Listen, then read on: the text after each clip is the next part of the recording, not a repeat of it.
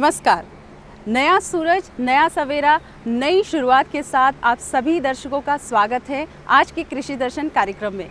कृषि दर्शन कार्यक्रम के माध्यम से हमारी कोशिश रहती है कि हम आपको कृषि से जुड़ी हुई नई नई शोध और जानकारियों को आप तक पहुंचाएं, ताकि आप अधिक से अधिक उन्नत कृषि कार्य कर सकें और ज़्यादा से ज़्यादा उत्पादन प्राप्त कर सकें। तो आज के कार्यक्रम में मंडी भाव और खबरें खेती तो होंगी ही, साथ ही आपके पत्र और ईमेल्स का जवाब दिया जाएगा। तो आज शुरुआत करते हैं कार्यक्रम की। सबसे पहले देखते हैं खबरें खेती की। कपास उत्पादक राज्य व्हाइट फ्लाई कीट से करे बचाव। सरकार ने गेहूं पर आयात शुल्क जून तक बढ़ाया। प्याज के निर्यात में 10% तक गिरावट। चाय की कीमतें बढ़ने के आसार। नमस्कार, खबरें खेती की में आपका स्वागत है। मैं हूं आकांक्षा। अब खबरें विस्तार से। केंद्र सरकार ने पंजाब, हरियाणा जैसे कपास उत्पादक राज्यों को कपास की समय पर बुआई करने और व्हाइट फ्लाई कीट के हमले को रोकने के लिए केवल निर्दिष्ट बीजों का इस्तेमाल करने का निर्देश जारी किया है। केंद्र सरकार ने कपास उत्पादक राज्यों को समय पर बुआई करने के निर्देश दिए हैं। पंजाब और हरियाणा जैसे कपास उत्पादक राज्यों को कपास में लगने वाले व्हाइट फ्लाई कीटों के बचाव के लिए केवल निर्दिष्ट बीजों के ही इस्तेमाल करने का निर्देश दिया है। व्हाइट फ्लाई कीट के हमले के कारण पिछले वर्ष इस फसल को पर्याप्त मात्रा में हानि हुई थी। राज्यों को निर्देश दिया गया है कि वे व्हाइट फ्लाई कीट की गतिविधियों पर करीबी नजर रखें और इस संकट पर अंकुश लगाने के लिए कीटनाशकों का समय पर छिड़काव करें। एक सरकारी बयान में कहा गया है कि केंद्रीय कृषि एवं किसान कल्याण मंत्रालय ने कपास पर व्हाइट फ्लाई कीट के प्रतिकूल प्रभाव पर अंकुश लगाने के लिए कपास उत्पादन करने वाले राज्यों को व्यापक दिशा निर्देश जारी किए हैं। सरकार ने देश में गेहूं आयात पर अंकुश लगाने के लिए इस पर 25% आयात शुल्क 3 महीने और जारी रखने का फैसला किया है। सरकार को उम्मीद है कि इस बार गेहूं का उत्पादन 8% से ज्यादा बढ़ेगा। अपर्याप्त मानसून के बावजूद फसल वर्ष 2015-16 में गेहूं का उत्पादन 8.42% बढ़कर 9 करोड़ 38 लाख टन होने का अनुमान लगाया जा रहा है। इसलिए सरकार ने किसानों को सस्ते आयात से बचाने के लिए गेहूं के आयात पर 25% शुल्क को जारी रखते हुए इसकी मियाद जून तक बढ़ा दी है। केंद्रीय उत्पाद एवं सीमा शुल्क बोर्ड ने 28 मार्च को जारी अधिसूचना में ये कहा कि गेहूं आयात पर 25% शुल्क 31 मार्च से आगे 30 जून 2016 तक जारी रहेगा। देश का प्याज निर्यात चालू वित्त वर्ष की अप्रैल से दिसंबर की 9 माह की अवधि में 10% घटकर 6.95 लाख टन रह गया। प्याज निर्यात पर लगे अंकुशों की वजह से इसमें कमी आई है। राष्ट्रीय बागवानी अनुसंधान एवं विकास संगठन के आंकड़ों के अनुसार हालांकि मूल्य के हिसाब से वित्त वर्ष 2015-16 के पहले 9 महीने में प्याज का निर्यात 44% से बढ़कर 1961.60 करोड़ रुपए रहा। आंकड़ों के अनुसार पहले 9 महीनों में प्याज का निर्यात 6,95,231.32 टन रहा, जो इससे एक साल पहले की समान अवधि में 7,76,291.13 टन रहा था। मात्रा के हिसाब से प्याज के निर्यात में गिरावट की वजह ये रही कि सरकार ने जून में प्याज का न्यूनतम निर्यात मूल्य बढ़ाकर $425 प्रति टन कर दिया। अगस्त में इसे बढ़ाकर $700 प्रति टन कर दिया गया, क्योंकि उस समय बेमौसमी बारिश की वजह से प्याज के दाम ऊंचाई पर पहुंच गए थे। प्याज की कीमतों में गिरावट आने के बाद सरकार ने 25 दिसंबर 2015 को प्याज का न्यूनतम निर्यात मूल्य समाप्त कर दिया था। असम, उत्तरी बंगाल और नीलगिरी के बागानों के मालिकों को अप्रैल से शुरू होने वाली नीलामी से बहुत उम्मीदें हैं, क्योंकि कीमतों में औसतन 25 से 30 रुपए बढ़ोतरी होने के आसार हैं। असम घाटी में अच्छी बारिश, फसल उत्पादन में सुधार के चरण और घटते स्टॉक की वजह से चाय बागान मालिक कीमतों में बढ़ोतरी की उम्मीद लगा रहे हैं। उद्योग के अनुमानों के मुताबिक खराब स्थितियों में भी उत्तरी भारत में अप्रैल के नीलामी में सीटीसी चाय पत्तियों की कीमत कम से कम 130 रुपए प्रति किलोग्राम रहेगी, जबकि दक्षिण भारत में इस चाय की कीमत 117 रुपए प्रति किलोग्राम मिल सकती है। इंडियन टी एसोसिएशन के अनुसार स्टॉक लगभग खत्म है और इस वजह से कोलकाता, गुवाहाटी की नीलामियों को रद्द कर दिया गया है। ये निश्चित रूप से अच्छा संकेत है, क्योंकि इससे अप्रैल में होने वाली नीलामियों में चाय को अच्छी कीमत मिलेगी। खेती किसानी में मौसम की भूमिका काफी अहम मानी जाती है, क्योंकि बारिश के बिना खेती नामुमकिन सी हो जाती है। इसलिए किसान भाइयों, आपके लिए मौसम की जानकारी अनिवार्य है। तो आइए लेते हैं मौसम की जानकारी। भारत मौसम विज्ञान विभाग के अनुसार अगले 24 घंटों में अनुमान है कि जम्मू कश्मीर, हिमाचल व उत्तराखंड के पहाड़ी भागों में बादल छाए रहेंगे। वहीं देश के मैदानी भाग जैसे पंजाब, हरियाणा व उत्तर प्रदेश के सभी भागों में हल्के बादल छाए रहने का अनुमान है। वहीं देश के उत्तर पूर्वी भाग, सिक्किम, असम, अरुणाचल प्रदेश के अधिकतर भागों में बादल छाए रहेंगे व कुछ भागों में बारिश का अनुमान है। बिहार, झारखंड, छत्तीसगढ़ व ओडिशा के सभी भागों में छुटपुट बादल छाए रहने के आसार हैं। वहीं देश के निचले व तटवर्ती इलाके जैसे कर्नाटक, तमिलनाडु व केरल में हल्की बारिश की संभावना है। खेती की खबरों में आज बस इतना ही। कृषि दर्शन कार्यक्रम में और अधिक रोचक और ज्ञानवर्धक जानकारी के लिए देखते रहें कृषि दर्शन। ये लो और बताओ। बस। अरे ये क्या भैया जी, बस इतनी सी रासायनिक खाद? किसानी छोड़ रहे हो क्या? किसानी नहीं, नादानी छोड़ रहे हैं। मिट्टी की जांच कराई है। अब तो लाला जी जितनी जरूरत है उतने ही उर्वरक खेत में डालेंगे। हाँ, किसान भाई आज ही अपने जिले की नजदीकी भूमि परीक्षण प्रयोगशाला में मिट्टी की जांच जरूर करवाएं और मिट्टी में पोषक तत्व, नमी व पौधे के विकास को देखते हुए केवल जरूरत के अनुसार ही पोषक तत्व डालें। और हाँ, मिट्टी में गंधक, जस्ता, बोरोन जैसे सूक्ष्म पोषक तत्वों का पता लगाना भी न भूलें। उर्वरक और जैविक खाद के सही उपयोग से भूमि का उपजाऊपन बनाए रखें, उत्पादकता बढ़ाएं, खर्चा घटाएं और बहुमूल्य विदेशी मुद्रा बचाने में भी सहयोग दें। और हाँ, धीमी गति से नाइट्रोजन उपलब्ध कराने वाले उर्वरकों जैसे नीम लेपित यूरिया को प्राथमिकता दें और यूरिया का पत्तों पर छिड़काव करें। अरे वाह, तू तो सचमुच समझदार हो गया रे। अधिक जानकारी के लिए संपर्क करें जिला कृषि अधिकारी या किसान कॉल सेंटर। दर्शकों, यकीन मानिए, जब आपकी चिट्ठियां और आपके ईमेल्स हमें प्राप्त होते हैं तो बेहद खुशी का एहसास होता है और साथ ही ये भी एहसास होता है कि आप हमारे कार्यक्रम में पूरी तरह से दिलचस्पी ले रहे हैं। तो आज आपके पत्र और ईमेल्स का जवाब दे रहे हैं डॉक्टर हिमांशु पांडे, जो कि पशु विशेषज्ञ हैं। तो आइए देखते हैं आपकी चिट्ठी, आपका ईमेल।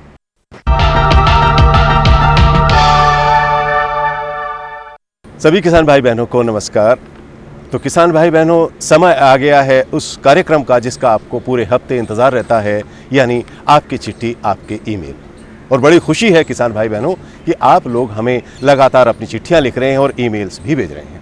और हमारी भी कोशिश है कि हम आपके ईमेल और आपकी चिट्ठियों का जवाब लगातार देते रहें। आज आपकी चिट्ठियों का जवाब देने के लिए हमारे बीच हैं डॉक्टर हिमांशु पांडे, जो पशुपालन वैज्ञानिक हैं कृषि विज्ञान केंद्र उजवा, नई दिल्ली में। तो डॉक्टर साहब, आपका स्वागत है हमारे कार्यक्रम में। डॉक्टर साहब, ये हमारे किसान हैं मोहन सिंह, ये ज़िला देवास मध्य प्रदेश के रहने वाले हैं और ये जानना चाहते हैं कि खरगोश पालन कैसे करें ताकि इन्हें कुछ इससे फ़ायदा हो सके। देखिए, बहुत अच्छा प्रश्न है मोहन सिंह जी का। मैं यहाँ बताना चाहूँगा कि खरगोश पालन एक अच्छा व्यवसाय है जिसको आप चालू करके अच्छी पूंजी अर्जित कर सकते हैं। मैं यहाँ बताना चाहूँगा कि यदि आप खरगोश पालन मांस के लिए कर रहे हैं तो इसके लिए आप न्यूजीलैंड वाइट, सोवियत चिंचला या अंगोरा भी पाल सकते हैं। ये जो आपकी जातियां हैं, प्रजातियां, ये अच्छा आपको आय दे सकती हैं। इसके साथ साथ यदि आप ऊन के साथ साथ, फर के साथ साथ मांस पालन करना चाहते हैं तो उसमें आप अंगोरा जो है उसको आप पाल सकते हैं। अंगोरा जो खरगोश होता है, ये खरगोश ज़्यादातर पहाड़ों में पाया जाता है और ये ठंडे क्लाइमेट में, जो ठंडी जलवायु होती है वहाँ पर ये अच्छी तरीके से सर्वाइव कर सकता है। और जो मांस के लिए आप न्यूजीलैंड वाइट है या सोवियत चिंचला है, इनको आप कहीं पर भी आसानी से पाल सकते हैं। और ख़ासकर मांस के लिए तो मैं इसको बताना चाहूँगा कि जो हमारी मांस की जो प्रजातियाँ हैं, ये आपको तकरीबन 8 सप्ताह में 2 किलो के आसपास की हो जाती हैं, न्यूजीलैंड वाइट और सोवियत चिंचला। उसके पश्चात इनका आप मार्केट में इसको बेच सकते हैं। और जो अंगोरा आपकी खरगोश प्रजाति होती है, जो कि ऊन के साथ साथ आपकी फर के साथ साथ मांस भी दे सकती है, वह प्रजाति 4 से 4.5 महीना आपको तैयार होने में लग जाता है उसको, और उसको आप आसानी के साथ मार्केट में बेच सकते हैं। काफ़ी इसके अच्छे दाम भी आपको मार्केट में मिलते हैं। मैं एक चीज़ यहाँ बताना चाहूँगा कि जो हमारी खरगोश पालन में एक आध समस्याएं आती हैं, उसमें आपकी कॉक्सीडियोसिस एक समस्या होती है जो खरगोश में ज़्यादा आती है, जिसमें हमारे जो छोटे खरगोश होते हैं 2 से 3 सप्ताह तक के, उनको तेज़ी से दस्त लग जाते हैं, जिसमें कि खून भी दस्त के में आता है। तो उस समस्या से निजात के लिए बाज़ार में काफ़ी दवाइयाँ उपलब्ध हैं। उन दवाइयों का आप शुरुआत में प्रयोग करें, या जो इनके लिए आप पानी पिलाते खरगोश को, वह पानी काफ़ी स्वच्छ होना चाहिए। यदि हमारा पानी स्वच्छ रहता है तो वहाँ पर इस तरीके की दिक्कतें नहीं आती हैं। तो इस तरीके से आप खरगोश पालन चालू कर सकते हैं। और खरगोश पालने के लिए आपको कोई विशेष आवास बनाने की आवश्यकता नहीं होती है। लकड़ी के आप छोटे छोटे जो शेड होते हैं वो बना सकते हैं और एक खरगोश को आपको तकरीबन 1.5 से 2 वर्ग फुट स्थान देना होता है। उस लकड़ी के जो शेड से बने होते हैं पिंजरे से, उनमें बनाकर आप खरगोश पाल सकते हैं। और यदि हमारे कोई किसान साथी खरगोश पालन करना चाह रहे हैं, यदि उनका कोई पहले से ही बना हुआ शेड है जिसमें जाली वगैरह बस लगा दीजिए और आप उसमें भी अपना खरगोश पालन चालू कर सकते हैं। तो इन प्रजातियों को यदि आप पालेंगे तो आप अच्छी आमदनी प्राप्त कर सकते हैं। तो मोहन सिंह जी, आपको समझ आ गया होगा, डॉक्टर साहब ने बड़े विस्तार से जानकारी दी है खरगोश पालन के बारे में। और डॉक्टर साहब, ये अगली चिट्ठी है, चिट्ठी नहीं, ये दरअसल ईमेल है। हमारे किसान भाई हैं अमर कुमार मौर्य, ये ज़िला बाराबंकी उत्तर प्रदेश के रहने वाले हैं और ये डेयरी फार्मिंग के बारे में जानना चाहते हैं। देखिए अमर कुमार जी, आपका बड़ा अच्छा प्रश्न है और डेयरी फार्मिंग आज की डेट में बहुत ही एक अच्छा व्यवसाय है, क्योंकि जो दूध है वो हर व्यक्ति को चाहिए और आसानी से इसकी बिक्री कहीं पर भी की जा सकती है। तो मैं बताना चाहूँगा, यदि आप अपनी शुरुआत करना चाहते हैं डेयरी के लिए, तो आप क्योंकि बाराबंकी यूपी के हैं, तो मैं आप बताना चाहूँगा कि आप साहीवाल नस्ल की गाय है उसका चयन कर सकते हैं। यदि आप गाय पालना चाहते हैं, साहीवाल नस्ल की गाय पाल सकते हैं। उसके साथ साथ यदि आप विदेशी नस्लें पालना चाहते हैं तो जर्सी और होल्स्टीन फ्रीजियन गाय, इनका चयन कर सकते हैं। यदि आप भैंस पालन करना चाहते हैं तो भैंस पालन आप भदावरी नस्ल की जो आपकी उत्तर प्रदेश की भैंस है उसका पालन कर सकते हैं, और मुर्रा नस्ल की जो भैंस है, इन दोनों प्रजातियों में से आप किसी नस्ल का चयन कर सकते हैं। मैं आपको बताना चाहूँगा अमर कुमार जी कि यह एक बहुत ही अच्छा व्यवसाय है। इसके लिए आपको एक छोटा सा अपना सेट तैयार करना होगा और प्रत्येक जो आपके गाय या भैंस हैं उनको स्टैंडिंग के जो खड़े होने के लिए स्थान चाहिए, तकरीबन उनको 4 वर्ग मीटर स्थान की आवश्यकता होती है। तो उस हिसाब से आप देख लीजिए कि आप कितने से जानवर से आप अपनी डेयरी चालू करना चाहते हैं, उसी अनुसार आप अपने जगह का चुनाव कर लें और जगह ऐसी चुनाव करें जहाँ पर पानी वगैरह ना भरे, क्योंकि लो लाइन एरिया रहेगा जहाँ पानी भरता है तो हमारे जो भी डेयरी वाले पशु हैं, गाय भैंस, उनको चीचड़, कलीली, इस तरीके की समस्याएं आ सकती हैं। इस समय जो मौसम है, इस मौसम में आप, क्योंकि ना तो ज़्यादा गर्म है ना ठंड का मौसम है, इस मौसम में आप अपनी डेयरी चालू कर सकते हैं। आपको एक ख्याल ये रखना है कि जो ये मौसम चल रहा है, इसमें आप जब अपनी डेयरी पालन करेंगे तो आपको कुछ बीमारियां आती हैं, खासकर गला घोटू और मुँह पका खुरपका, इन दोनों बीमारियों के प्रति आप अपने जो गाय भैंस हैं उनका टीकाकरण अवश्य कराएं, क्योंकि इनका टीकाकरण आपका समय समय पर होता रहता है। और जो ये मार्च के महीना चल रहा है अंत, इसमें आप जो मुँह पका खुरपका है उसका वैक्सीनेशन करा सकते हैं, और आगे आने वाले समय में आप गला घोटू का टीकाकरण अवश्य कराएं, क्योंकि बीमारी आएगी तो दिक्कतें आपके डेयरी फार्म में चालू हो सकती हैं। और आपकी खिलाई पिलाई के लिए आपको थोड़े बहुत चारे वगैरह के लिए अपनी ज़मीन में चारा जो है, अभी क्योंकि खरीफ की सीज़न की आपकी फसलें आएंगी, उसमें आप मक्का, ज्वार, बाजरा, इस तरीके की कोई भी आप चयन कर सकते हैं फसल, और उसकी अच्छी जो प्रजाति हो वो प्रजाति अपने यहाँ पर लगाकर, आप ये ज्वार की प्रजाति लगाना चाहते हैं तो पूसा चरी नंबर 1 वगैरह है उसको लगाइए, उससे आपको अच्छा चारा मिल जाएगा। और यदि आपके यहाँ पानी की कमी है तो नेपियर घास का आप चयन करेंगे। नेपियर घास की कटिंग जो है 1 हेक्टेयर में तकरीबन 8 से 10 जार कटिंग लगती हैं, उससे भी आपको लगातार आपकी गाय भैंसों के लिए चारा मिलता रहेगा। तो इस तरीके से आप अपना डेयरी फार्म शुरू कर सकते हैं। तो अमर कुमार जी, मुझे पूरी उम्मीद है कि डेयरी फार्मिंग में अब आपको कोई दिक्कत नहीं होगी। डॉक्टर साहब, एक और ईमेल आया है हमारे पास, ये हमारे किसान भाई हैं वीरेंद्र वर्मा, और ये चाहते हैं कि मुर्गी पालन की जानकारी दें और इसमें क्या कोई इन्हें सरकारी मदद भी मिलती है, ये भी जानना चाहते हैं। देखिए वर्मा जी, बड़ा अच्छा प्रश्न है आपका। मुर्गी पालन एक अच्छा व्यवसाय है और आज की डेट में आपको ये चयन करना होगा कि आप मांस के लिए मुर्गी पालन करना चाह रहे हैं या अंडे के लिए करना चाह रहे हैं, क्योंकि आपको यदि जल्दी आमदनी प्राप्त करनी है तो आप मांस के लिए मुर्गी पालन कर सकते हैं। इसके लिए मैं बताना चाहूँगा कि आप जो आवास बनाएंगे उसमें प्रति जो आपका मुर्गी होगी उसके लिए प्रति जो आपके छोटे बच्चे आते हैं 1 वर्ग फुट आपको मांस वाली मुर्गी के लिए जगह देनी होगी उसको। और इसमें जो अच्छी मांस वाली प्रजातियां हैं उसमें आप काब 100 और काब 400 2 स्ट्रेन हैं जो कि ज़्यादातर ब्रायलर में पोल्ट्री फार्मिंग में यूज किए जाते हैं। तो इनमें से आप किसी एक का चयन कर सकते हैं और आपकी मांसल मुर्गी जो है वो आपको 40 से 45 दिन में तकरीबन 1.5 से 2 किलोग्राम की हो जाती है और इससे आप अच्छी इनकम प्राप्त कर सकते हैं। मांसल मुर्गी पालन के लिए भी आपको जो टीकाकरण शेड्यूल है, रानीखेत का लासोटा और गंबोरो, इन दोनों का वैक्सीन लगाना होगा आपको। और आपको जहाँ तक यदि अंडे के लिए आप मुर्गी पालन करना चाहते हैं तो कमर्शियल रूप से बड़े स्तर पर यदि आप करना चाहेंगे तो आपको 3 से 4 हज़ार मुर्गियाँ पालनी होंगी। यही आपको मांस वाली मुर्गी के लिए यदि आपको कमर्शियल मुर्गी पालन करना है तो 3 से 4 हज़ार मुर्गियाँ आपको पालनी होंगी। तो अंडे वाली मुर्गियों में व्हाइट लेगार्न एक अच्छी प्रजाति है जो साल में 300 अंडे तक देती है। इस प्रजाति का आप जो है चयन नस्ल का चयन कर सकते हैं और उसको आपको 5 महीने के पश्चात वो अंडा देना चालू कर देगी।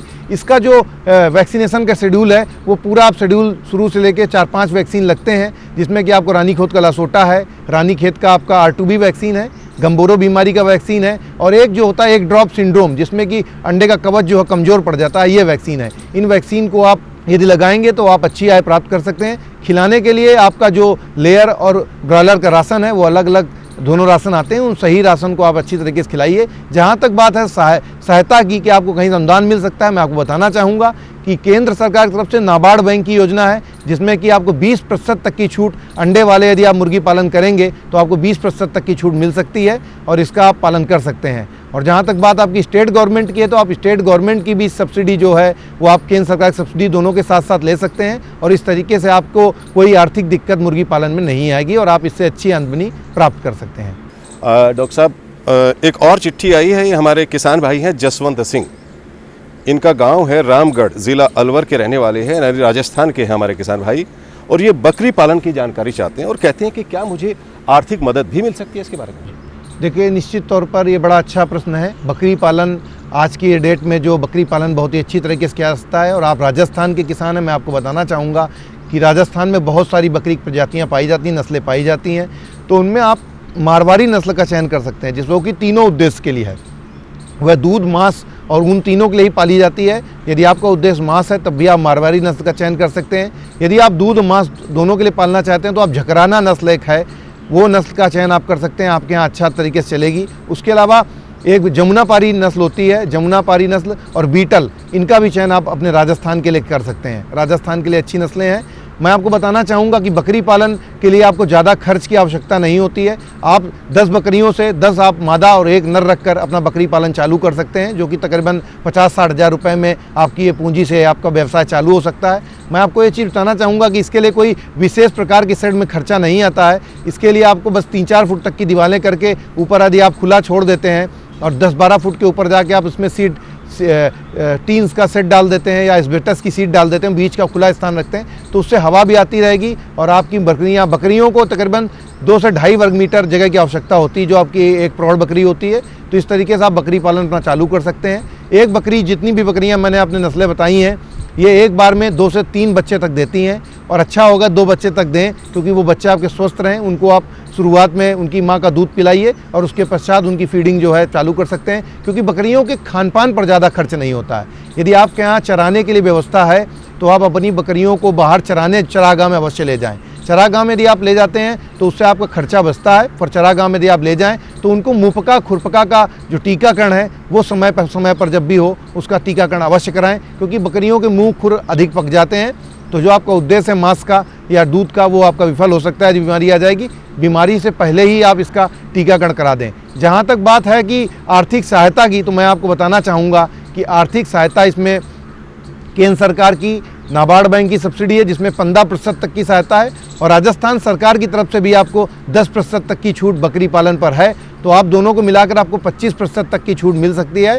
आप जो राज्य सरकार का फॉर्मेट है या नाबार्ड बैंक का फॉर्मेट है उसको फॉलो करिए और बैंक में अप्लाई करिए, आपको इससे सब्सिडी मिल सकती है, जिससे आपको यह कार्य करने के लिए आर्थिक किसी तरीके की दिक्कत नहीं होगी। और आपको तकनीकी सहायता के लिए जो आपके अलवर जिले का कृषि विज्ञान केंद्र हो, वहाँ समय समय पर आप जाके ट्रेनिंग ले सकते हैं और वहाँ पूछताछ करेंगे तो आपका बकरी पालन आपको सफलता की ओर लेके जाएगा। जसवंत सिंह जी, डॉक्टर साहब ने बकरी पालन के बारे में आज अद्भुत जानकारी दी है। अब तो मेरे ख्याल आपको कोई परेशानी नहीं आएगी बकरी पालन करने में। डॉक्टर साहब, ये एक और चिट्ठी आई है, हमारे एक किसान भाई हैं, इनका नाम है कुलेश्वर, ये ज़िला बेमेतरा छत्तीसगढ़ के रहने वाले हैं, और ये कह रहे हैं कि क्या मैं मछली पालन के साथ साथ सीप पालन भी कर सकता हूँ?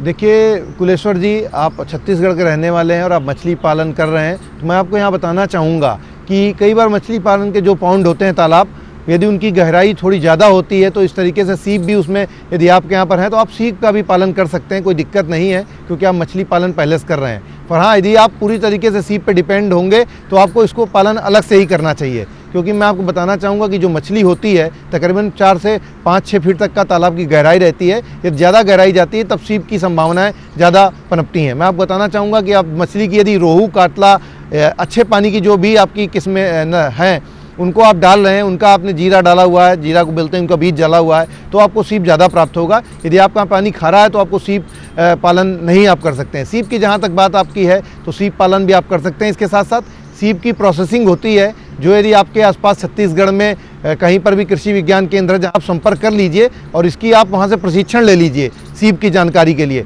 तो आपको वहाँ निकालने की विधि के बारे में पूरी तरीके से जानकारी मिल जाएगी कि सीप को किस तरीके से बाहर निकालने के पश्चात उसकी प्रोसेसिंग की जाती है, क्योंकि जो सीप की थोड़ी सी प्रोसेसिंग है वो टफ होती है, तो उसके लिए आपको ट्रेनिंग लेना ज़रूरी है। तो आपका फोकस जो कुलेसर जी है वो मछली पर ही पूरी तरीके से रहना चाहिए, क्योंकि मछली में आपकी आमदनी ज़्यादा अच्छी हो सकती है और मछली पालन पर आप पूरी तरह से डिपेंड रहें। यदि आप सीप के लिए करना चाहते हैं तो आप आसपास के कृषि विज्ञान केंद्र में जाकर प्रशिक्षण लेकर उसकी प्रोसेसिंग के बारे में अच्छी तरीके से जान जाएंगे, तो आपका सीप पालन भी चलेगा और आप दोनों ही चीज़ें अच्छी तरीके से करके अधिक आय अर्जित कर सकते हैं। तो डॉक्टर साहब, आपका बहुत बहुत धन्यवाद, आप यहाँ आए और हमारे किसान भाई बहनों को इतनी महत्वपूर्ण जानकारी आपने दी। आशा है कि आप ऐसे ही हमारे किसान भाई बहनों को आगे भी जानकारियाँ देते रहें। तो किसान भाई बहनों, जो डॉक्टर हिमांशु पांडे ने आपकी चिट्ठियों और आपके ईमेल्स के जवाब दिए, आप उनसे संतुष्ट जरूर होंगे। और हमारे कुछ किसान भाई बहन ऐसे भी हैं जिन्होंने चिट्ठियां और ईमेल भेजे होंगे हमें, लेकिन समय अभाव के कारण हम उन्हें शामिल नहीं कर पाए। लेकिन आप निराश ना हो, हम आपकी चिट्ठियों और ईमेल्स को अगले कार्यक्रम में ज़रूर शामिल करेंगे। नई तकनीक सभी को अच्छी लगती है। मैंने भी अपने खेत की तैयारी, बुआई, जुताई, गहाई वगैरह के लिए छोटी मशीनें अपनी जरूरत के हिसाब से खरीदी। मैंने अपने खेतों में मशीन का प्रयोग किया तो काम जल्दी और आसान हो गया। खेती में मशीनों के इस्तेमाल के बाद मुझे मिली भरपूर पैदावार और ज्यादा मुनाफा। छोटी मशीनें तो हमारी अपनी अपनी हैं, लेकिन बड़ी मशीनें हमने समूह बनाकर खरीदी। किसान भाइयों और बहनों, आप भी उन्नत मशीनों और उपकरणों की खरीद पर वित्तीय सहायता का लाभ उठाएं, अपनी आमदनी बढ़ाएं और खुशहाली पाएं।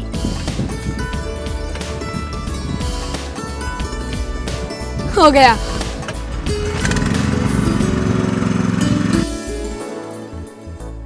मैंने सोच लिया है, मैं तुझे कृषि का इंजीनियर ही बनाऊंगा।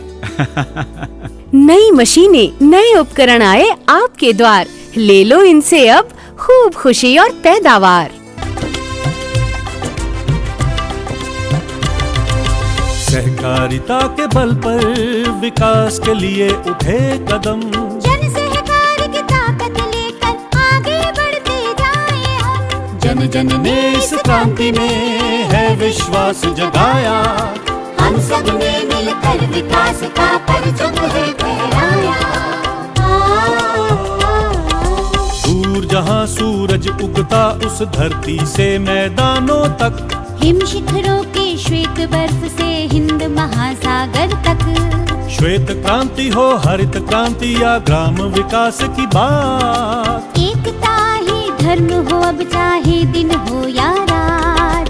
हिंदू मुस्लिम सिख ईसाई सबने कदम बढ़ाया, हम सब ने मिलकर जब ये अभियान चलाया। कृषि मंत्रालय, भारत सरकार द्वारा जनहित में जारी। आपको हमारा कार्यक्रम कृषि दर्शन कैसा लगा? अपने सुझाव, प्रतिक्रियाएं एवं सवाल हमें इस पते पर भेजें। कृषि दर्शन, कमरा नंबर 10, CPC दूरदर्शन, खेलगांव, नई दिल्ली 110049। जुड़िए हमारे साथ ट्विटर पर twitter.com/कृषिदर्शन-DD, फेसबुक पर facebook.com/कृषिदर्शन-DD और देखिए कृषि दर्शन अब YouTube पर भी youtube.com/user/कृषिदर्शन-DD। भेजे हमें मेल कृषिदर्शन-DD@gmail.com पर। तो ये था आज का कृषि दर्शन कार्यक्रम। आपको कैसा लगा हमें पत्र और ईमेल्स के जरिए ज़रूर बताएं। आज के कार्यक्रम में बस इतना ही, फिर मिलेंगे कुछ और नई कृषि से जुड़ी हुई जानकारियों के साथ। तब तक के लिए हमारी पूरी टीम को दीजिए इजाज़त। नमस्कार।